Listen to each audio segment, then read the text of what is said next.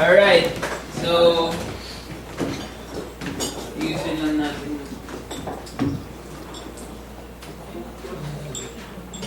That's the best we can do. Alright, so I'm Bri. I have a website called Panganian Developers, like Khan Academy for Computer Science, and I am one of the judges in the upcoming WebDev Dev Cup. And as I mentioned before, di-discuss natin is about yung technical details paano tayo magpe-prepare dun sa ating hackathon next week.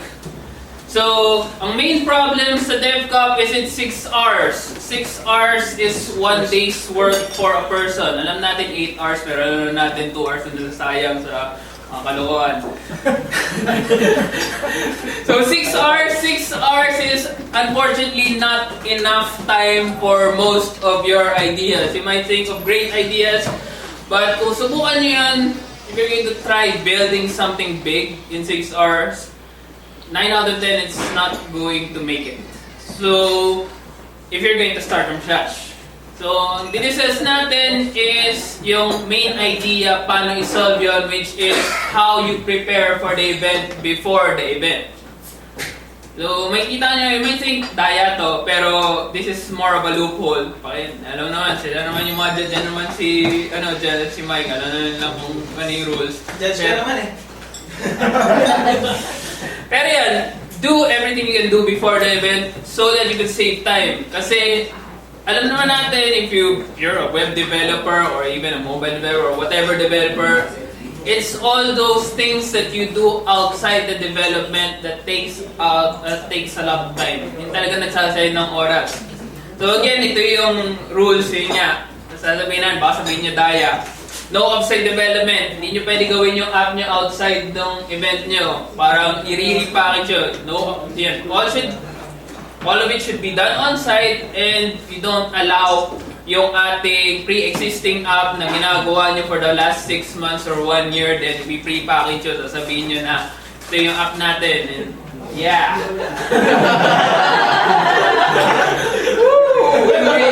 Meron na tayong BlackBerry Playbook.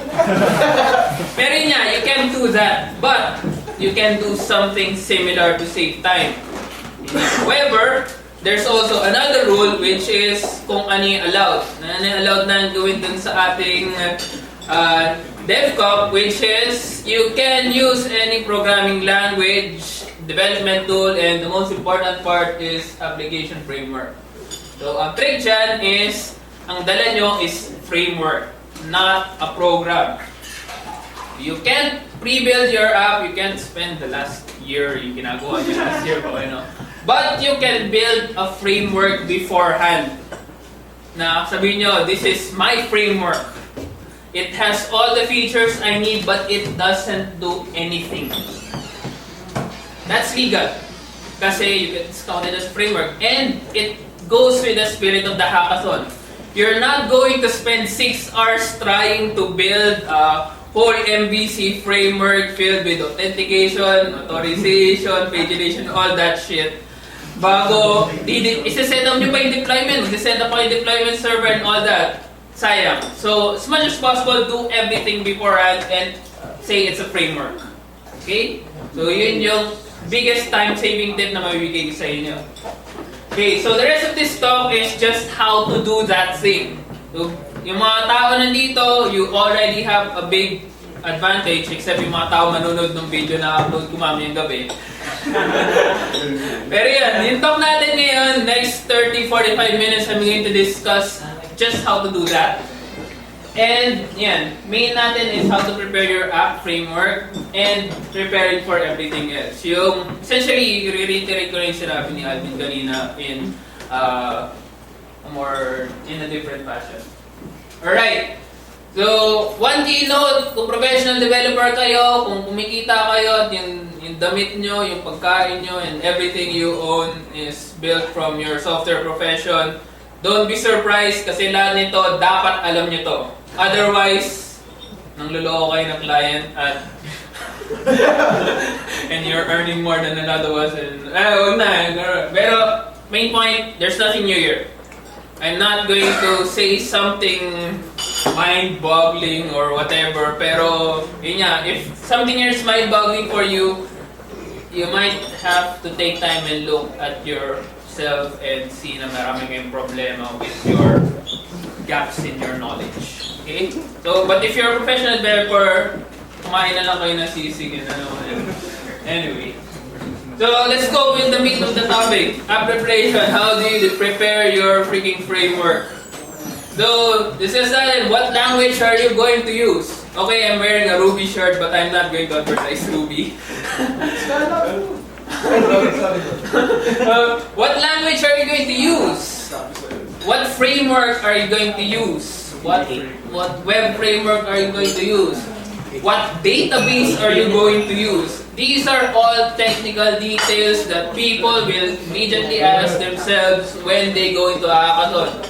They're going to say, yeah, this language nila teacher, that this stupid language, or this database is web scale, so we don't need to use this stupid database. But the key thing in the hackathon is, yan, meron pa tayo third-party APIs na almutan ko, gagamitin nyo ba yan or whatever. But the key point is, it doesn't matter. Okay, I can build a great Ruby on Rails app in an hour, 2 hours, but you can't do it if you don't know, because you're going to need around half a year to learn all the things that I know.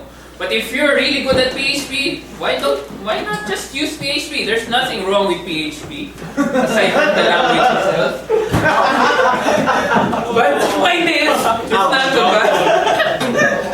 Just to choose the language you're comfortable with. Remember, you have only 6 hours. If you're not really familiar with the language, you don't know the syntax of the freaking language you're going to use, you're going to waste a lot of time. And less Googling time is a lot more time for everything else. And especially if there's going to be a problem with the internet access, talagang mahirapan kayo mag-code sa isang language na hindi kayo familiar. So it doesn't matter kung napakaganda ng language na pinili nyo, this framework is so good na talagang ginagamit siya ng big websites. If you're not really familiar with it, if you can't build an application in 6 hours with it, it's a stupid decision. So again, choose what you're familiar with.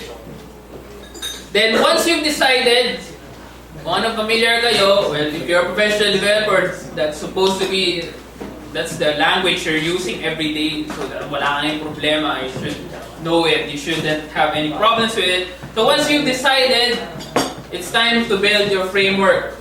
So yung framework natin, it has to be a basic framework for building your app na gagawin nyo. Again, yung app natin, if you are familiar with the rules, there will be a theme given at that day, and you're going to build an application based on that theme.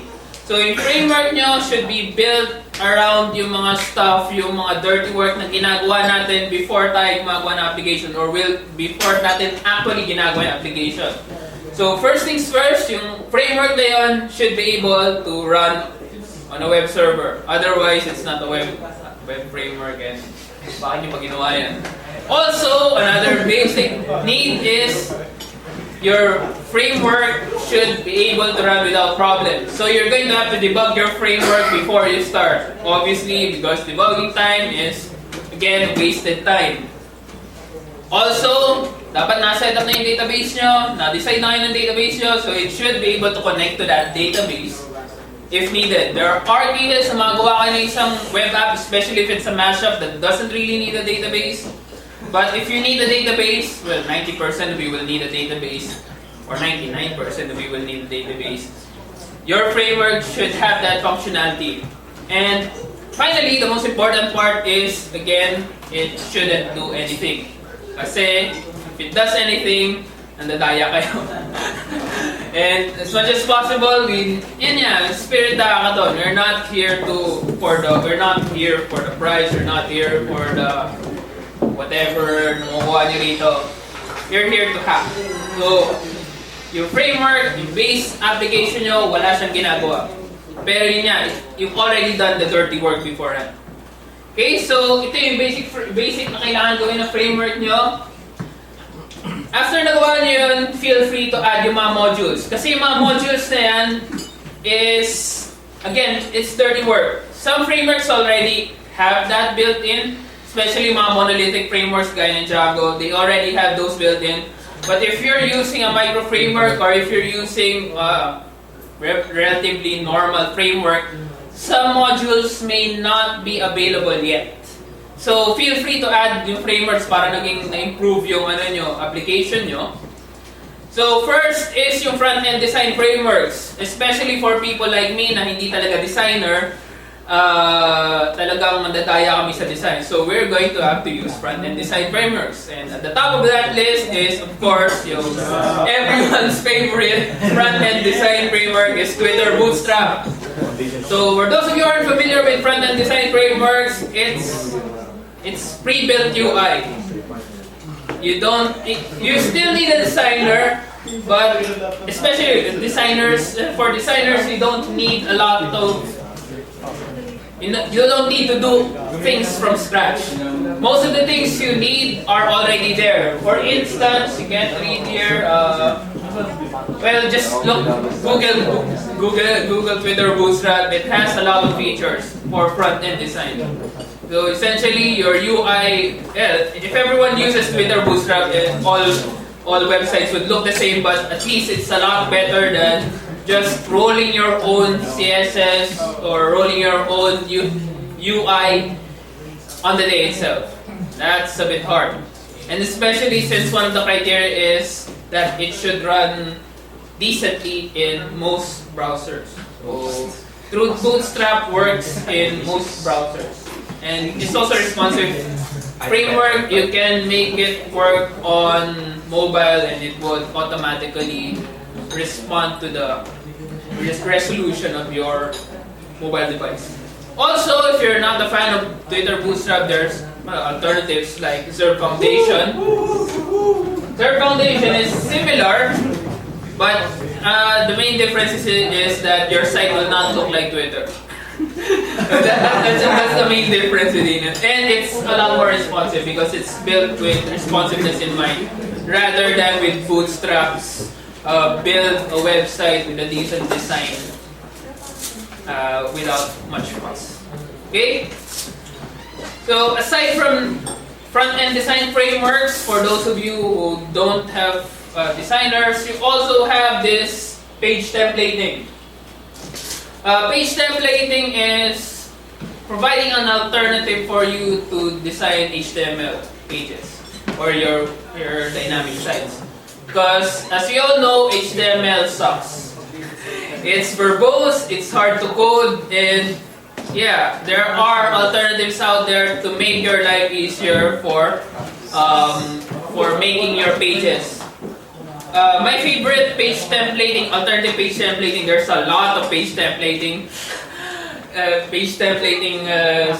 software systems out there. But my favorite is Hamel. Hamel and SAS. Well, they're built by the same people. So Hamel, if you're not familiar with Hamel, let's just see the before and after. So this is the before for HTML. This is HTML. If you turn it to Hamel, it looks far cleaner because it removes the close tags, replaces it with the indentation, and the div class is replaced by a dot, the CSS selector. So it's in page templating. If you use something like Hamel, your coding time in HTML, your building in HTML is reduced by as much as 50%. But the downside is you're going to have to learn something new. But if you can't learn Hamel in 20 minutes, I'm not sure what I can help you. And I think the problem also with Hamel is you can't use a WYSIWYG with it. I'm not familiar with any WYSIWYGs that are supporting Hamel, but again, the large decrease in coding time and the far cleaner code outweighs who uses a WYSIWYG if you're a developer anyway. So there are a lot of other page templating systems out there. Hanapin nyo na lang. Kasi yung default page templating systems kadalasan sa mga frameworks, sa mga languages, medyo verbose. Hindi siya conducive sa coding. Kasi as much as possible, code lang tayo as much na mabilis, then move on tayo sa next na code natin. Also, yung mga next mga modules na to, galing to sa sa mga ibang frameworks na if you're familiar with other frameworks, it's already built in. Main thing, administration. If you're familiar with Django, Django has built-in administration. But in other frameworks, there's also modules that would allow you to support yung ating administration. So yung administration, parang plug-in siya, ilalagay nyo sa web application nyo. It allows you to edit yung ating data doon sa loob ng ating, sa website natin. Para di mo na kailangan mag-build ng sarili mong CRUD, ng create, read, update, delete natin, para lang ma-manage yung data ng site mo. Built-in yan sa Django, but in other frameworks, pwede nyo yan, mayroon mga plugins na similar. For example, in Rails and in Ruby in general, you have Active Admin. Same rin, you could edit yung ating data within dun sa ating application without having to create yung CRUD. Kasi siya na yung plugin na mismo mag-build ng CRUD para sa'yo. It's a lot easier to deal with managing data this way rather than diretso kayo dun sa database. And especially if you're not using yung mga database natin na may mga front-end gaya ng say MySQL, meron yung mga front-end. Kailangan yun. It's a good idea to have an admin. Okay? Other framework modules next to, sobrang simple na to na should know how to do this. Authentication. Yun nga, yung framework nyo, walang authentication as much as possible. Most likely, meron kayong gagawin na website na may mga users na kailangan mag-login. So, kaysa mapakahirap kayo mag-sign ng isang oras para magdagdag ng authentication dun sa inyong application, idagdag nyo na sa umpisa pa lang. So, dagdag tayo ng isang user table or students table or syempre hindi pwede student kasi parang rebuild na yun. Gawa na kayo users table, gawa na kayo ng part dun sa framework nyo na nagko-connect dun sa database nyo, it allows login. So yeah, authentication, maganda yan kasi it would take 30 minutes to around 2 hours of your time just to implement that. So kung kaya nyo na implement yung authentication beforehand, please implement that. And yung talagang sobrang simple, pagination. Siyempre, gagawa kayo ng mga website na may mga maraming data. Kung mag-roll out kayo, alam na, madali lang na mag-roll out ng pagination scheme. Pero it's still going to waste your time. Kahit sobrang galing kayo magawa ng pagination ng 15 minutes na magawa na kayo ng pagination, sayang yung time. For that 15 minutes, you could squeeze in another feature to your app. Or you could fix a bunch of bugs in your app. So, even things as simple as pagination, you can implement that beforehand.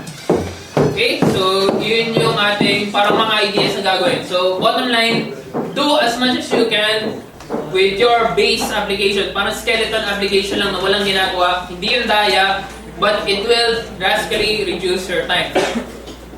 So, I'm going to just show a demo. So, syempre, hindi naman ako dala-dala lang rito na sasabihin ko na kung ano gagawin nyo. Syempre, meron rin na tayong app na kayang gawin yan.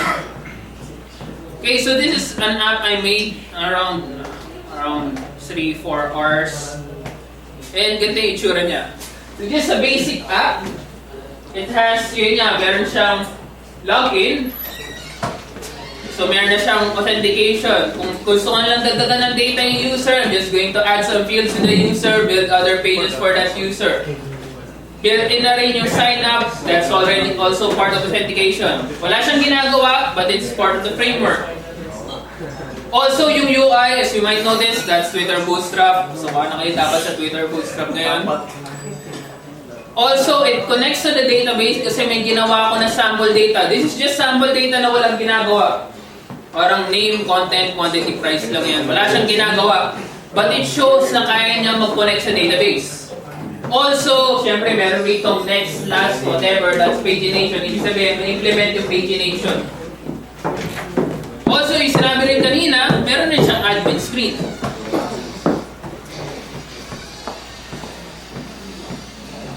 Dapat ko connect. So yun, meron siyang admin screen.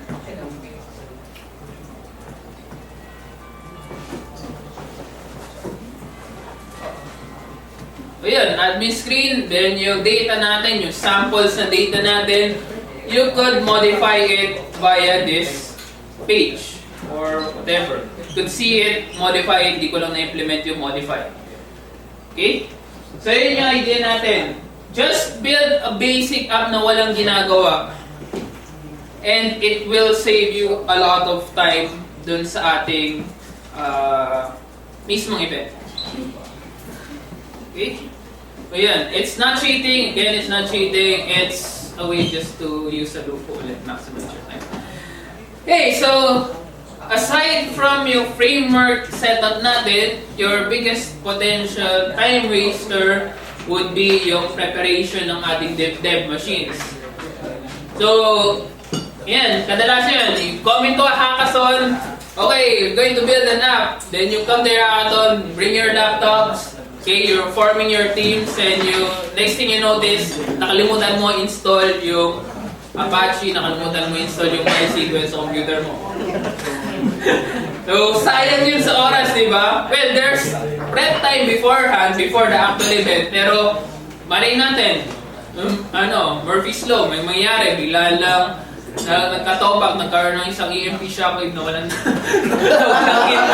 internet dun sa area, di kayo download. So again, this will save you a lot of time. You should install everything beforehand. Kasi again, Murphy's Law again, kung may masamang mangyayari, may mangyayari dyan. So, pag na-install nyo everything beforehand, napapatakbo na yung application nyo, that's good. Hindi na kayo problema sa download speed kasi alam na, kano kalaki yung MySQL, 50 meg yun, di ba? So what if kung meron kayong ginamit na napakalaking framework na kailangan ng 600 meg na download, wala na kayo. Wala na kayong ginawa dun sa hackathon kundi mag-download. So yeah, don't expect Wi-Fi. So, backup rin, magdala rin kayo ng Wi-Fi dongles, 3G, Wi-Fi dongles, whatever. Para backup internet. There's going to be internet in the event and we're sponsored by internet companies. But again, Murphy's Law, magdala kayo ng backup internet. Kasi in my experience sa mga previous hackathons, minsan, okay internet, bigla lang napuputol and sometimes napuputol siya in critical parts ng ating hackathon. Parang kailangan ko lang i-google yung itong documentation na to para ma-implement tong feature na to. Bigla lang nag-down yung internet. Patay. Wala ka nang ginawa for the next 20 minutes. And part ng machine prep is if you're working in a team, you have to make sure yung ginawa nyong app, yung framework na ginawa nyo should work flawlessly. In other words, pwede mag-execute yung app, it would run without errors, parang mag-run yung server, walang errors, pag in-open mo siya sa browser, wala siyang errors. And each machine in your team can modify yung source code and make changes at mako-compile niya yung app if your app needs compilation and makikita niyo yung changes yun sa development machine. Again, this is the easiest way to make sure na yung mga machines nyo is built for the event. Okay? So, yan, mga possible options, syempre, okay lang yan. If you can make it work that way, okay lang. But there are also other options to make sure na yung app nyo mag-work flawlessly between yung machines nyo. Yung first possible option is, medyo overkill to for some people, is to use virtual environments. So you're going to run a virtual machine inside of your laptop. Might think overkill yun, pero web development naman hindi naman, you don't really need a really big development machine to build web applications. So again, options na sa virtual environments, you could use yung ating VirtualBox, you could use yung VMware, or if you want a more lightweight approach, you can use Vagrant. Vagrant parang runs a virtual machine in the background. Parang siset kayo mag-declare kayo mag-set up kayo ng isang virtual machine, kakopy nyo between machines, and it runs on VirtualBox, but hindi siya mukhang VirtualBox. Parang meron ka lang, dinala na virtual machine in the background, doon kayo nag-develop, parang meron lang kayong shared folder doon sa development environment na yun, then pwede kayo mag-SSH doon sa environment na yun to run servers and whatnot. And yun, it makes sure na yung mga development environment nyo is consistent between your laptops, between your machines. So yun, may mga sites mag-guide dyan. Bigger companies use that to make sure that their site, make sure their application, yung development environment nila is consistent between their machines. Okay? Yan. So yun yung S99 option, pero kung nagawa nyo naman na kahit walang virtual environment, okay lang, walang problema. Then once you've been able to run, pwede nyo ma-run na, pwede nyo ma-execute na, kita nyo gumagana siya, bahala na kayo kung ano install nyo sa machine nyo. So for instance, nag-develop kayo, gusto nyo ng IDE, sure, go ahead, install an IDE. Kung hardcore na hipster kayo, gaya ko, magamit lang ng Vim. Vim yan, Emacs bulok. Hindi, nano na lang, para walang away. So yun, depende kung ano kayo, again, if you're familiar, whatever you're familiar with, yun yung gamitin nyo, huwag na kayo mag-sign ng oras na pilitin kayo gumamit ng IDE na ayaw nyo gamitin, pilit kayo gamitin ng text editor na ayaw nyo gamitin. Install whatever you want, as long as kaya nyo edit, kaya nyo i-develop yung application na walang problema. Again, habol natin, save time. Saan kayo familiar yung gamitin nyo? Also, if you're a designer, syempre hindi naman puro developer tayo dun sa event. Designer, install whatever you want. Gusto nyo mag-install ng Photoshop, install kayo ng Photoshop, install kayo ng Dreamweaver, install kayo ng GIMP, install kayo ng kung ano man gusto nyo. Yan, feel free to install that. Just make sure na, again, install nyo sa bahay, then make sure na gumagana siya. Pag dumating kasi kayo sa event, bigla pag rinan nyo, patay, mali yung installation, hindi gumagana yung Photoshop CS6. Okay lang, pirated. Wala namang check sa computer nyo, but we're not condoning piracy. Hindi okay. Kung gusto niyo ng editor, may GIMP naman eh. May GIMP 2.8 naman yun ang gamit ko pag nagdi-design ng website. It works for me. Why nga? Kung addict lang kayo sa pirate, hindi naman natin sponsor Adobe. Hindi naman natin anyway. Kung gold sponsor, no, we're going to kick you out and we're going to have to check your CDPs. Wala kayong sponsor na ano. Okay, again, sinabi ko na to, but it's worth repeating. Dala kayo ng mga wifi dongle, yung mga mobile internet dongle. Depende na yun. Nakuha kayo sa smart. And again, so ito, nire-repeat ko lang to kasi yung sinabi ko kanina is not just enough. Yung sinabi ko kanina na kailangan may install kayo. Para magawa niyo yan, you have to do something else, which is yung, as professionals, you should be doing, and if you're not doing this, yeah, revision control. So revision control, version control.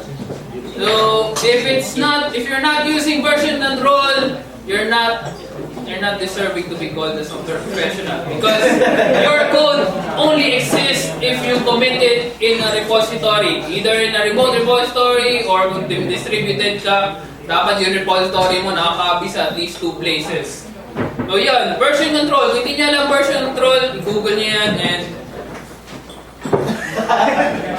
hindi, kasi if you're familiar with Joel Test is a really old blog post from a guy who builds stock exchange, Stack Overflow. So yun, first thing, kasi may mga fancy na certifications and all that shit na wala nang silbi ngayon. Pero yung sinabi nila sa blog post nila, if you really want to know if a company is good, a software company is good at what they're doing, there's this test. You have to check, may 12 questions dun. If they say no to any of those questions, may problema yung company na yun. And if they say no to all of those questions, that company sucks. Pero yung first na makikita mo dun sa Joel Test, kung upload ko yung slide, na-upload na yung slide set kung gusto nyo makita yung, or Google nyo na lang.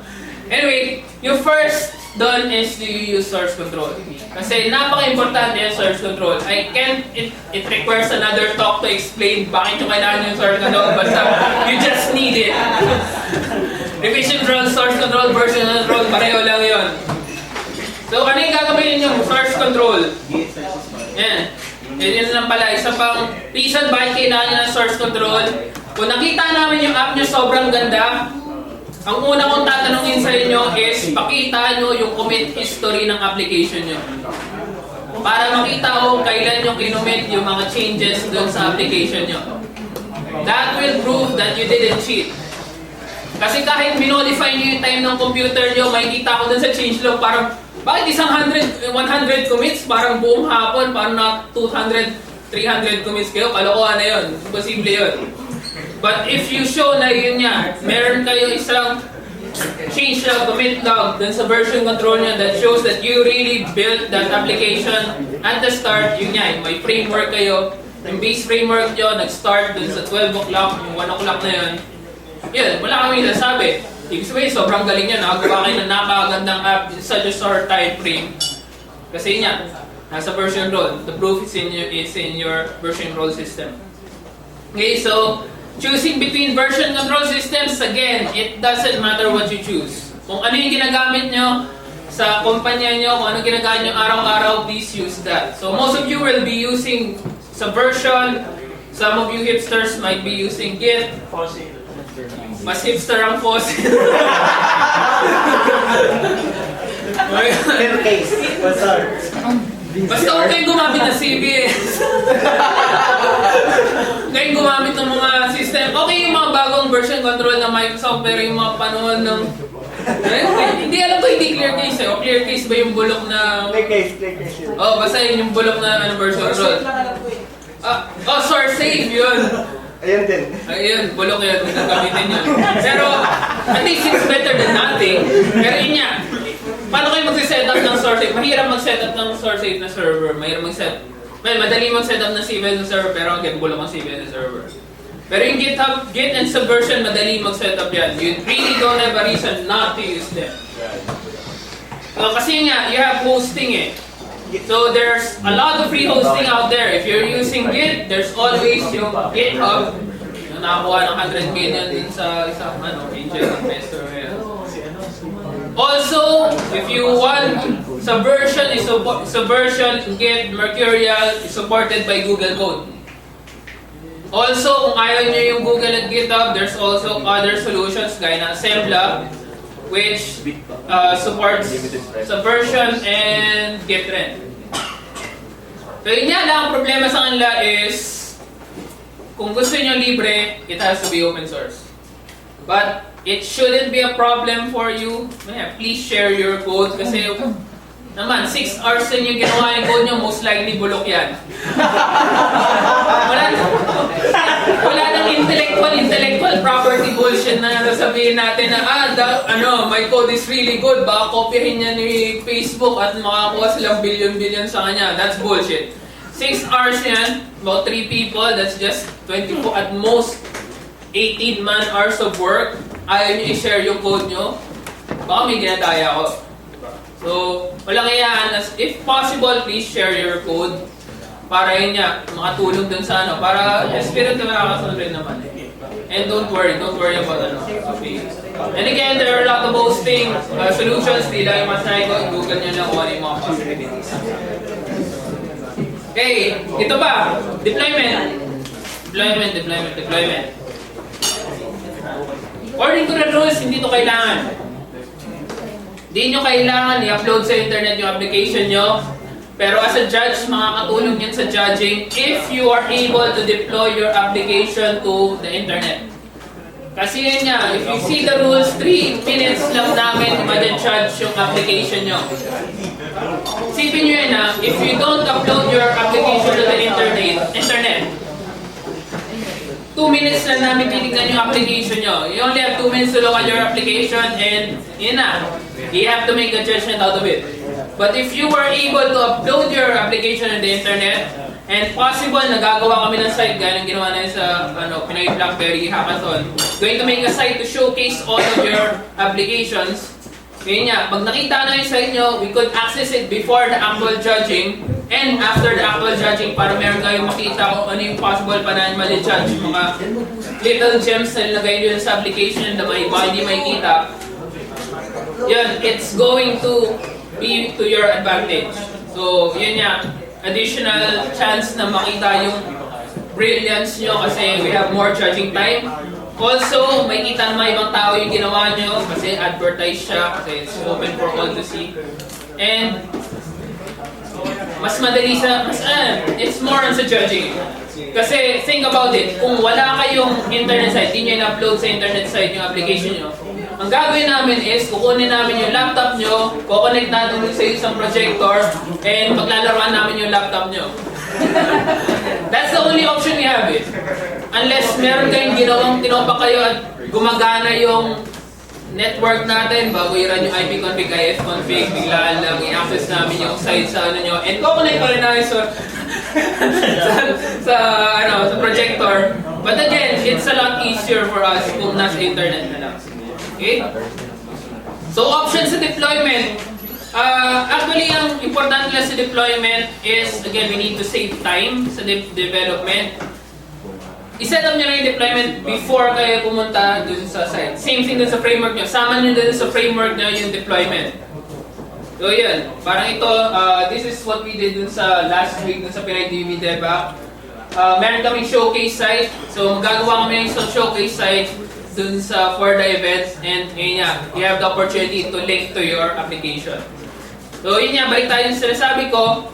Yung show and test na naman, yung first is source control, next is deployment. You should be able to deploy an updated version of your web app to your site in just one step. Dapat at isang command lang yan na di-deploy nyo na. Kasi if you've been there dun sa mga, especially sa mga enterprise na apps, maraming steps yun eh. Meron kayong dati nagdi-deploy ng app sa isa naming client sa Hong Kong. Umabot ng 50 steps, mga 25 steps para gawin siya. And it's time wasting. As much as possible, if you're going to deploy, dapat one step lang. If you're building a PHP app, gawa ka ng script para mag-FTP ng mga mga files na na-modify dun sa site, or magra-run ng update or ng pull dun sa mismong version control dun sa site. Para isang step na lang, para hindi ka nagpapakahirap. Pero yun nga, there's also other options para one step lang. First is yung push-based na hosting, which is, ipo-push nyo lang, i-commit nyo na doon sa repository, automatically na i-update yung application nyo. That's what you do in Heroku. So sa Heroku, if you're not familiar with Heroku, paano mag-deploy ka ng application sa Heroku, that's just this single command. Git push Heroku master or whatever branching nagawa nyo. And Heroku will do everything for you. Deployment, iwan nyo na lang yan. Proceed with building other features. Proceed with checking your features, bug fixing, whatever. Basta pag naran mo na yung command na yan, you have all the time you have. Tingnan mo lang kung nag-error or tingnan mo lang kung natapos siya. Similarly, meron ka rin mga other similar sites na ganun yung ginagawa. So for PHP, there's Pagoda Box. Ganun rin, pupush ka dun sa Pagoda, siya na bahala mag-set up ng development environment, siya na bahala mag-restart ng server and whatever. Okay, so another option is kung hindi kayo gumagamit ng Heroku at ng Pagoda, gagamit kayo ng mga cloud-based na solutions. Doon naman sa cloud-based na to, meron silang command na i-run. Again, it's a single command na magdi-deploy ng application nyo. So for instance, sa PHP Fog, as far as I know, that's PF deploy yata. Sa pag dynamic PF deploy, i-deploy na yung app mo dun sa PHP Fog. Similarly, if you build your app in Engineer, that's just EY deploy. So note lang rito sa apat na binigay ko na possibilities na to, these offer free tiers. So yung sinabi ko mga Git push Heroku, may free version yan pero hindi ganun kalaki server, but it should be enough for the hackathon. Same thing sa Pagoda, meron silang free tier. PHP Fog, may free tier din sila. Engineer, may free tier din yan. Okay. So another option, kung ayaw nyo gumamit ng mga PaaS, gamit kayo ng next level, lower level doon, which is yung mga VPS natin or yung So kung gamit kayo ng VPS, gaya ng Linode, gamit ko, or kung gumamit kayo ng ating sponsor, good sponsor, Amazon Web Services, EC2, so you're going to have an infrastructure. So, meron kang machine lang dun sa server mo. So, paano mo i-implement yung one-step deployment? You're going to use deployment tools. So, kung hindi ka kayo familiar with deployment tools, ang isang example dyan is Capistrano. Sa Capistrano, again, similar dun sa sinabi natin, it's just one step. So, run nyo lang cap deploy, i-deploy nyo niya. So, I think meron ako rito kaso wala akong internet access. So, ito yung tsura niya. So, yun, cap deploy lang. I-deploy niya kaso wala akong internet access kaya hindi ko pwede ma-deploy yung aking application. Pero yun nga, pag-run ko yung cap deploy, lahat ng mga ginawa ko dun sa application ko, siya na bahala, gumawa ng lahat na kailangan gawin and hintayin ko lang siya matapos and bahala na.